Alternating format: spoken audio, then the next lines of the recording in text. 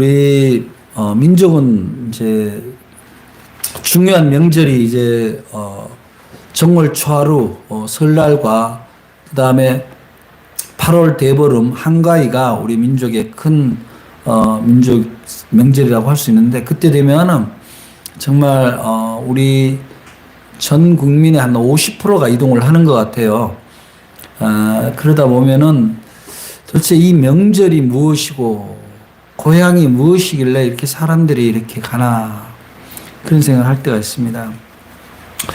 그래서 오늘 저는 이제 명절 연휴 기간을 맞아서 고향에 대해서 좀 함께 생각을 해보고자 합니다. 우리 그리스도인들이 생각하는 고향이라는 것이 무엇인가, 또 어떤 고향이 진짜 고향인가, 그런 생각을 한번 하게 되는데요.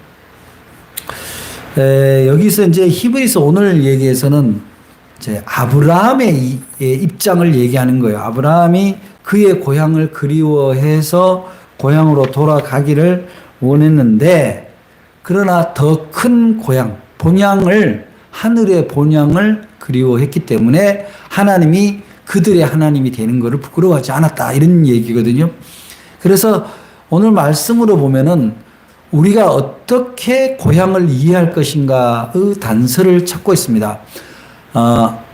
아브라함이 말하자면 고향을 떠나서 방황을 하다가 이제 나중에는 고향으로 돈을 벌어서 고향을 돌아가고자 했으나 결국은 돌아가지 아니하고 하나님 나라를 그리워하고 하나님 나라로 갔다, 이런 얘기인데, 인생 자체가 사실은 고향이라고 있지만 고향에서 사는, 특히 요즘 산업화 시대에 고향에서 태어나서 고향에서 사는 사람이 몇 프로나 될까요?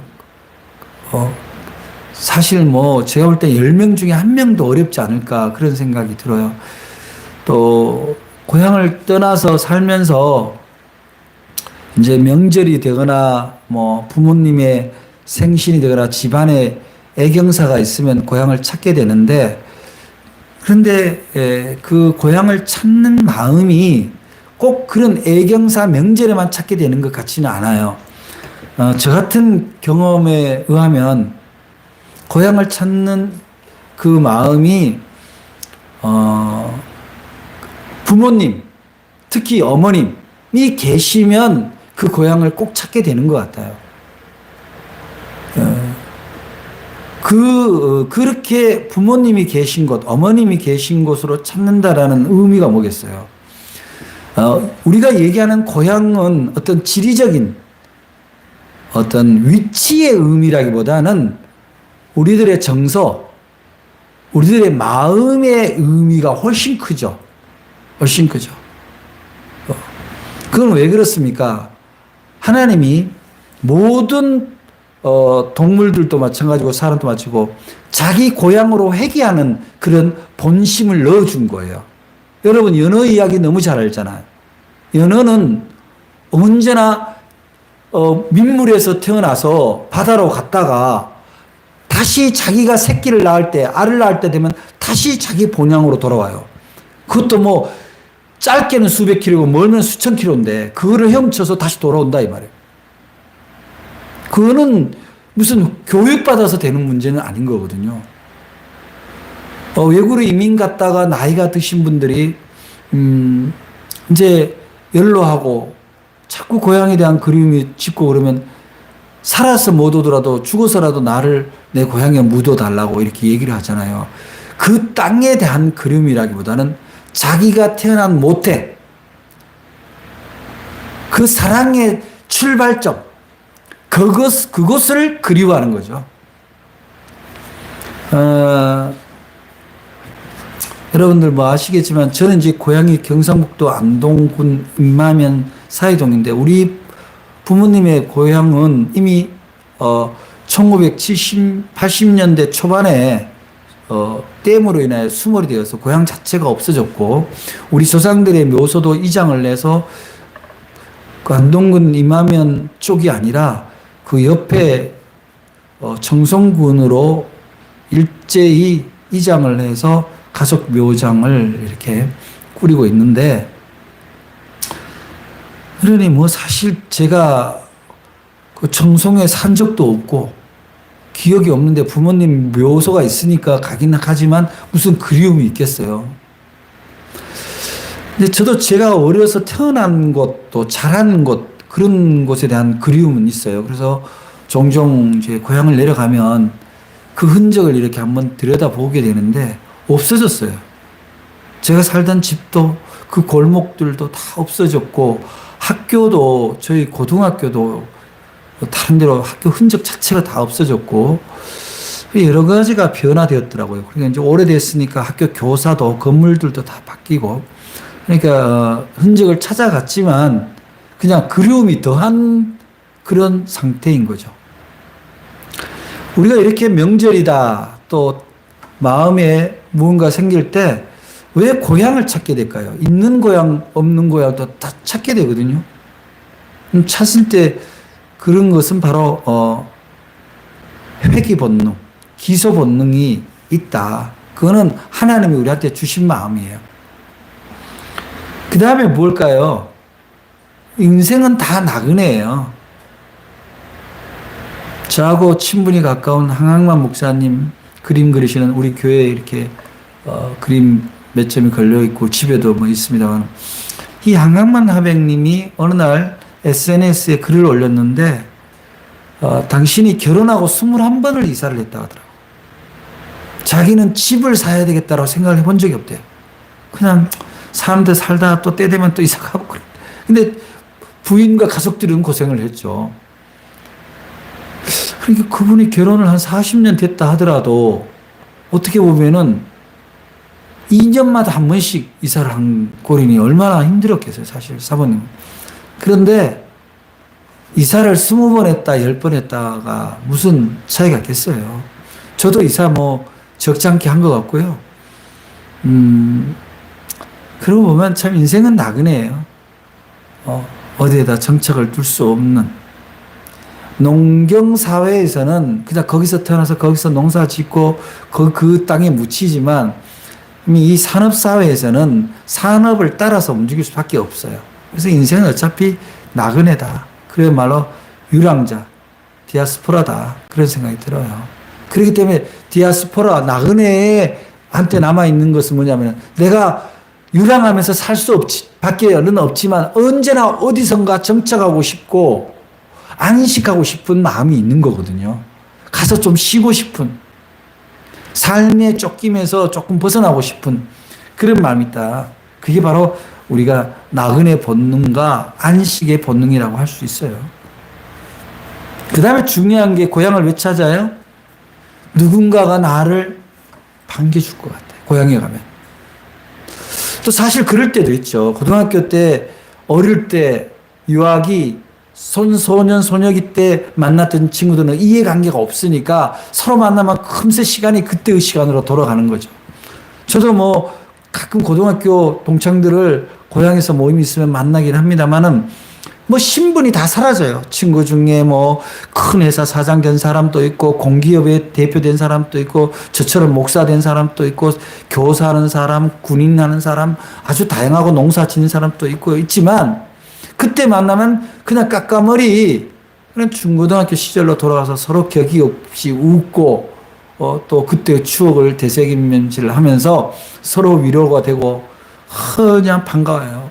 학교 다닐 때 서로 조금씩 이렇게, 알력 있고 그러던 친구도 그렇게 세월이 30년, 40년 흐르면 그냥 그런 게 다 잊혀지고, 그냥 보는 것 자체가 그냥 반갑고 감사하고.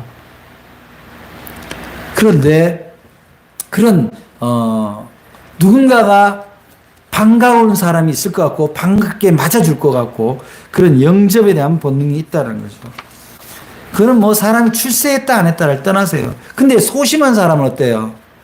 내가 사는 게 다른 사람보다가 상대적으로 부족하다, 열악하다 그러면 그냥 고향 가는 걸 이상하게 이렇게 꺼려하는 사람도 있잖아요. 그럴 필요는 없는 거예요. 고향은 그렇게 자기 비교를 하기 위해서 가는 곳은 아니잖아요.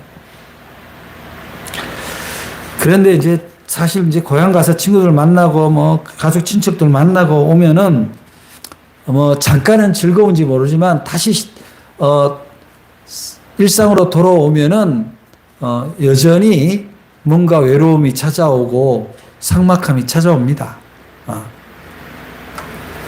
그래서 사람들은 그런 생각을 하는 거죠. 내가 사는 지금 현재 이 공간, 이 시간이 마치 내 고향 같았으면 좋겠다. 물론 그 내 고향 같다는 것은 좋은 기억의 고향, 따뜻한 평화로운 그런 기억의 고향 같은 곳을 누구나 사모하면서 살아갑니다. 내가 사는 마을, 내가 다니는 직장, 내가 사는 아파트 단지, 이런 곳이 정말 고향 사람 같은, 고향 같은 그런 것이 다 사람들이 기대를 하고 있는데, 그런데 자기는 그렇게 기대하지만 실제로 자기가 거기를 고향같이 살도록 다른 사람한테 고향 사람처럼 대해주느냐 이렇게 물어보면은 그는 얼른 자기도 우리 자신도 대답하기 어렵죠. 도시는 뭐가 있어요? 익명성. 그보다 더 들어가면 무관심. 옆집에 누가 사는지도 모르고, 그런데 무슨 고향 같은 마음이 들겠어요. 누군지도 모르는데. 그래서 우리 믿는 사람이나 안 믿는 사람들이나 진짜 소중한 거는 뭐예요? 내가 사모하는 고향이 있다 이거야. 내가 꿈꾸는 고향이 있다 이거야. 그러면 그 꿈꾸는 고향을 위해서 나는 얼마나 그 꿈꾸는 고향, 내가 소망하는 고향을 만들어가며 살아가는가, 이 점을 이제 우리가 한번 오늘 돌이켜 봐야 된다는 거죠. 여러분들은 어떠세요? 여러분들이 꿈꾸는 고향은 있습니까? 그거는 뭐 대동소이할 거예요. 내가 꿈꾸는 고향은 서로를 이해하고 위로하고 서로의 삶을 나누고 마치 가족처럼 이야기하고, 아마 그런 마을 사람들, 이웃들, 그런 동료들, 그런 공동체를 꿈꾸면서 살죠. 내가 조금 부족해도 이해해주고, 내가 힘들 때 옆에 와서 좀 그 무거운 짐을 옆에 잠깐 같이 들어주는 그런 사람들, 그들과 함께 살고 싶어 하는 마음이 누구에게나 다 있습니다. 그런데 늘 그런 마음은 있지만 내가 그 이웃의 형제 자매들에게 고향 사람 같이 하느냐는 문제는 또 다른 거예요. 왠지 어색하고 뭔가 불편하고 때로는 귀찮고 그런 거죠. 여러분, 우리 그리스도인들이 예수 믿고 예배드리고 신앙생활을 하는데 왜 하는 걸까요? 여러분, 이 명절에 연휴 때 한번 꼭 생각해 보시기를 바라요. 우리가 신앙생활을 하는 이유가 뭘까? 예수 그리스도의 십자가 보혈의 은총으로 내가 구원받았다고 하는데 나는 내 구원받은 인생이 어디에서 증명되는가? 나는 예수님의 사랑을 받고 사는가라고 질문할 때 나는 받고 사는 것 같은데 내 사랑이 누구한테서 보여질 수 있는가 하는 거죠. 가족? 사실 요즘 같은 세상에 가족마저도 사랑하기가 힘든 세상이 되었지만, 그래요. 가족에게라도 고향 같은 존재가 되고 있냐는 거죠.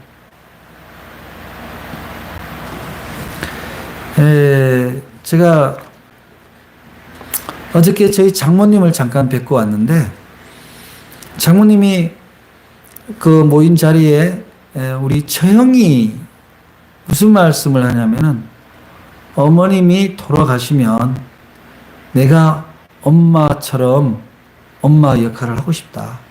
가족들 모이게 하고 상을 베풀고 즐거운 자리를 하고 싶다. 그런 얘기를 해요. 그거 다 예수 믿는 사람들이지만 그거는 용기가 필요해요. 사랑이 진짜 필요한 거거든요. 제가 우리 처형을 자랑하는 것이 아니라 우리 자신을 보자고요. 우리는 정말 예수 믿고 누구에겐가 사랑의 고향, 사랑이 있는 고향이 되어주고 있냐는 거죠. 예수 믿어서 내 아들 좋은 데 취직하고, 예수 믿어서 내 사업이 잘 되고, 예수 믿어서 내가 출세하고, 그런 것만으로 우리가 예수 믿는 것을 자랑할 수 있겠는가? 이런 생각을 해보면 아닌 것 같아요.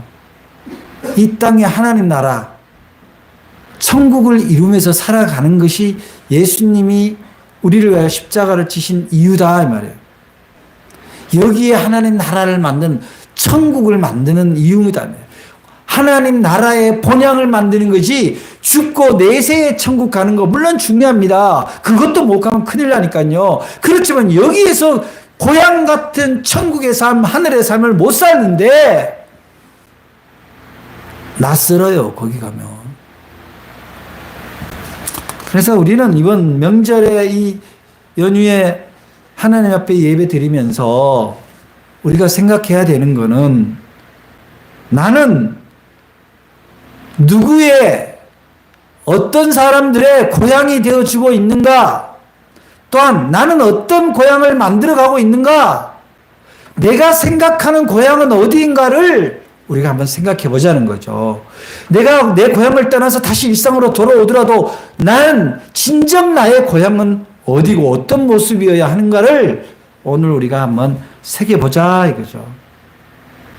그리스도인들은 정확하게 얘기하면 본향, 즉 하나님 나라의 고향을 어떻게 이 땅에서 만들어가는 사람들이 그리스도인인 거예요. 사랑이 있는 곳, 눈물을 함께 흘려주는 곳, 품어주는 곳, 엄마가 없어도 엄마가 되어주는 곳, 그것이 그리스도인들이 만들어가는 고향의 모습이다 이런 얘기죠.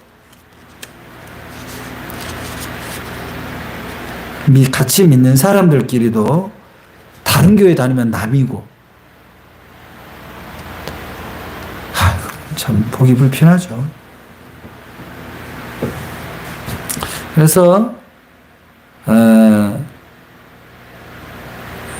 우리가 그리스도인들이 알아야 될 것은 사도 바울이 뭐라고 그랬냐면은 빌립보서 3장 20절에서 오직 우리의 시민권은 하늘에 있는 거다 이렇게 얘기했단 말이에요.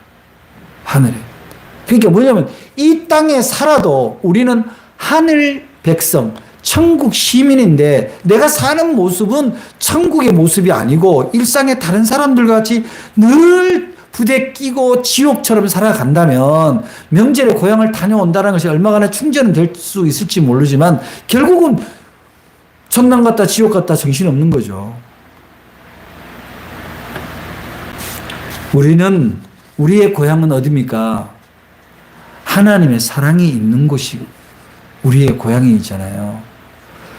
어머니의 사랑은 하나님의 사랑을 대신 전하는 것이 어머니의 사랑이라고 그러잖아요. 엄마 돌아가시는데 어떡할 거야, 그러면? 엄마 돌아가시면 사랑도 끝나는 거예요? 그럴 수는 없는 거예요,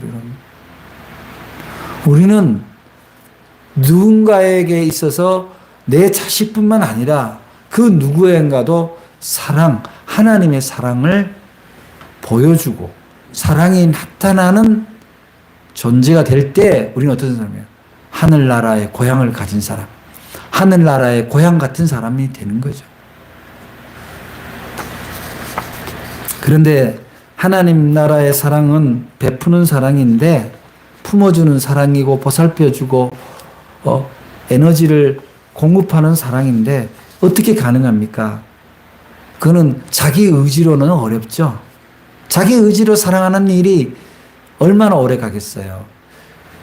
이 인간의 자기 의로 하는 사랑 행위는요, 딱 한계가 어디까지 나타나냐면 상대방이 나에 대한 사랑의 피드백이 내 마음에 흡족하지 않으면 곧 중지가 돼요. 내가 사랑을 했는데 사랑의 대답이 없어. 물론 자식을 빼봅니다. 자식을 빼고. 자식은 천륜이니까 자식이 나한테 어떻게 하든 간에 그 사랑은 끝이 없는 거죠. 그런데 우리는 예수님이 신분을 넘어 성별을 넘어 빈부를 넘어 사랑을 보여주시고 병을 치유하시고 귀신을 쫓아내시고 사람을 제자를 삼았던 것처럼 우리 역시 주님의 그러한 사랑 덕분에 주님의 나라, 하늘나라를 꿈꾸고 산다면 우리도 주님의 방식대로 사랑하는 그런 고향 마을이 되어야 된다. 내어주는 사랑. 내가 손해라고 생각하는 것이 아니라 내가 줄 수 있는 것이 있어서 감사한 사랑. 계산하지 않는 사랑. 이렇게 했다, 아유, 하다못해 누구 조카한테 돈을 딱 꺼내다 보니까 딱 10,000원짜리가 나왔으면 좋겠는데 50,000원짜리 딱 나오면 다시 집어넣을 수도 없고 입장 난처한 것처럼 그런 사랑하지 말고 아예 작정하고 사랑을 하는 그런 사랑이 있는 그런 공간, 그런 시간이 어때요? 하늘나라의 고향이다. 천국의 모양이다.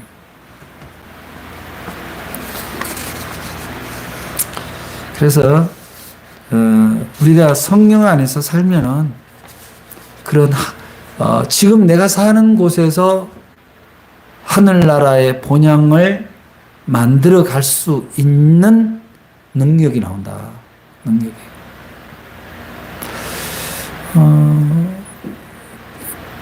여러분들 주변에 이렇게 가족이나 형제 또 이웃들 중에 좀 더 관심을 갖고 좀 더 깊이 자세히 들여다보면은 정말 사랑이 필요한 사람들이 있거든요.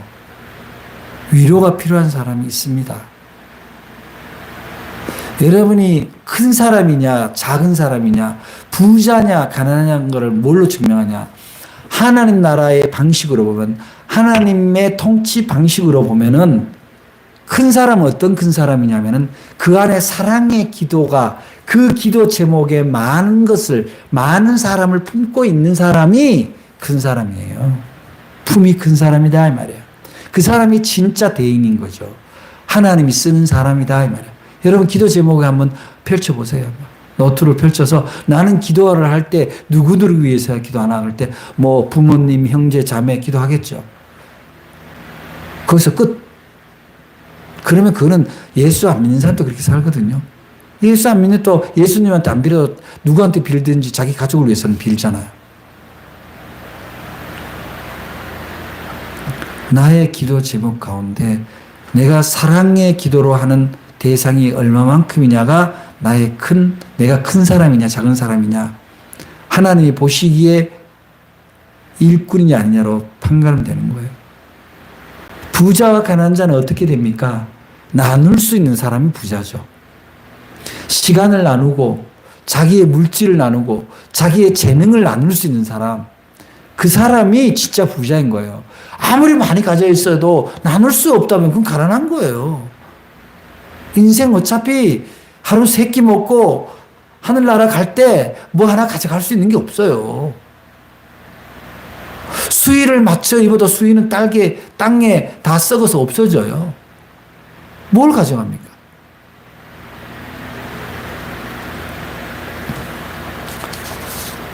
우리가 정말 이 땅에서 고향다운 고향, 그런 고향을 만들어가는 사람, 고향을 찾아간다기보다는 내가 고향이 되어주는 사람, 그런 사람이 진짜 하늘나라의 사람이다. 저는 늘 어디서나 얘기합니다. 여기서 하늘나라 본향을 맛보지 못하면 어렵다. 하나님은 이 땅에서 우리들이 행복하고 사랑을 나누고 서로 어깨동무하며 그렇게 살다 오라고 원하시지, 여기서 지지고 볶고 싸우다가 갈등하다가 지치고 고생하고 병들다가 오라고 그걸 원하시는 분이 아니에요. 그러면 이제 돌아보게 되는 거죠. 내가 내 이웃은 고사하고 내 부모님, 내 형제 자매, 내 사랑하는 벗들에게 정말 고향 같은, 정말 천국 같은 그런 고향이 되어주고 있다. 명절이 지나고 새 힘을 얻어서 돈 버는 데만 쓸 거예요? 자기 출세하는 준비만 할 거냐고. 우리가 예수의 사람이 되어서 성령님을 우리 안에 모시고 산다면 이제 누군가가 나한테 나는 당신을 만나면 마치 고향풍 같아. 당신을 만나면 정말 편안해. 당신을 만나면 뭔가 힘이 나. 위로가 돼. 나아질 것 같아. 이런 얘기를 듣는 사람이 어떤 사람이에요? 고향을 만들어가는 사람이다. 우리의 삶이 하늘나라 본향같이 천국같이 날마다 우리의 마음에 꽃이 피고 웃음의 꽃이 피고 부족함이 없는, 왜 부족함이 없습니까? 좀 더 가진 사람이 주면 되거든요. 주면 돼요. 아까우니까 못 주는 거야. 없어서 못 주는 게 아니라. 그래서 하나님이 이 땅에서 만나는 우리의 인연들, 혈육부터 시작해서 벗들, 직장 동료들, 이 모두는 뭐냐면 고향 친구고 고향 가족이에요. 미워하기보다는 품어주는 일로 여러분들이 그들의 고향이 되어주시기 바랍니다. 교회는 교인들의 품이 아니라 고향을, 모든 이의 고향이 되기 위한 일종의 충전소 같은 것이에요. 사랑의 충전소지 우리끼리 여기서 뽁짝뽁짝 자기네들끼리 노는 공간이 아니다 이 말이에요.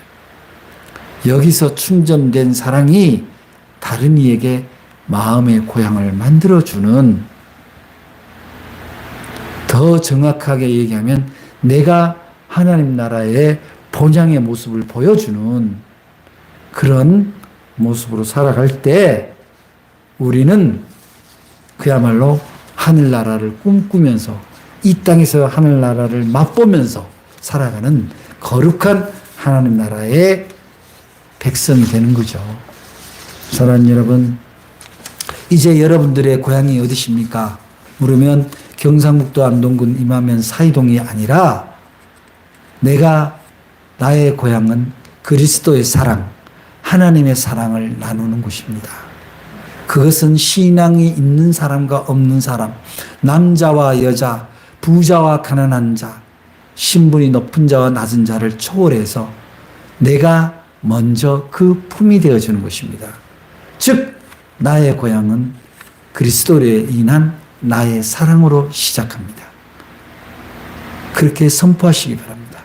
그래서 여러분들이 다른 이의 따뜻한 고향이 되고, 또한 누군가에게 가서 그들의 고향에서, 그들이 품 만들어준 고향에서 함께 사랑을 나누는 아름다운 고향을 가진 그런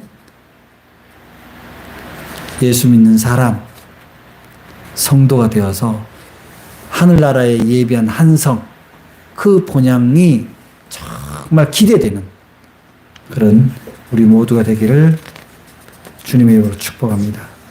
기도하겠습니다. 하나님 아버지, 오늘